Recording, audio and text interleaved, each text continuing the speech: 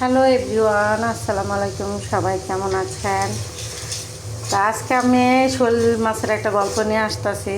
যেমন শোল মাছ রান্না করতেছি তো কথাটা হঠাৎ করে মনে হলো, মানে আপনার ভাইয়ার উদ্দেশ্যে আর কি কথাটা বলবো। মানে শোল মাছটা দেখলেই এই কথাটা আমার আজও মনে পড়ে। মানে একসাথে আমরা বিয়ের পরে পরে আপনার ভাই তো মনে করেন শোল মাছ, টাকি মাছ এসব মাছ পছন্দ করে না, বাইন মাছ ওদের ফ্যামিলির কেউই পছন্দ করে না। আমি বিয়ের পরে পরে ওর সাথে মতিঝিল গেছিলাম। তা যাওয়াতে আমার জিজ্ঞেস করতেছে, এই যে মেনি মাছ রান্না করছি ইয়া দিয়া, সিম নতুন আলু দিয়া মেনি মাছ আর কই মাছ একদম দেশিটা। পরে আমার জিজ্ঞেস করলে কী খাবা, পরে আমি বললাম শোল মাছ অর্ডার দেবো, শোল মাছ খাবো। পরে শোল মাছ অর্ডার দিচ্ছে, ভালো কথা, ওর জন্য একটা খাবার অর্ডার দিচ্ছে। ভাত টাত সবই অর্ডার দেওয়া শেষ হয়ে গেছে। এখানে হওয়ার পরে ও মানে এখানে অর্ডার দিছি, যখন সামনে খাবারটা আইনা দিছে আনার পর আমারও ক্ষুধাও ছিল, দুপুরবেলা তো ক্ষুধাও ছিল।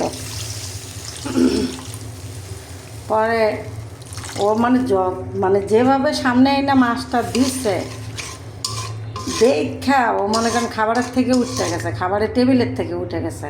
বিল দিয়ে দিছে, মানে বিল যা আসে সব দিয়ে দিছে।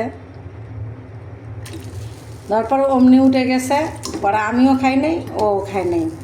তা ভাই সে না খাক, আমি খেলে সমস্যা কি? তার সামনে খাবো দেখে তার খারাপ লাগবে ভেবে সে আর খায় নাই। অবশ্য এখন অভ্যাস হয়ে গেছে।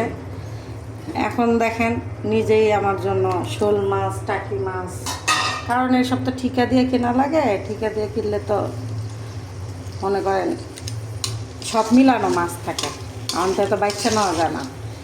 তারপরে এখন ইচ্ছা করেই নিয়ে আসে, জানে বউ খায়, পছন্দ করে। মানে যেই প্লেটে আমি এই মাছ খাবো ওই প্লেটেই খাবে না, এমন একটা অবস্থা।